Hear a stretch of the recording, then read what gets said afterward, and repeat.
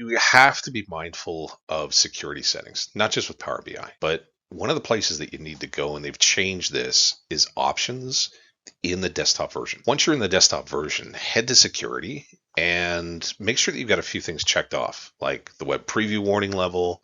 Make sure that you put the check mark in there for the ArcGIS and your map and field map visuals, or else you won't see those. Plus, there's a lot of other stuff in here too, like the new sign-in experience for data sources. When it comes to the actual model itself, there's a few things that you may want to set up too. So once you get the model in place, this is where you have row level security. They've changed this from online to the desktop. So you can create different roles and give people access to different sets of data, or filter things out that they shouldn't be looking at or shouldn't be seeing, or things that they can only see. And when we're talking about online, you should be using separate workspaces for the different reports and data sets that you create. It's important.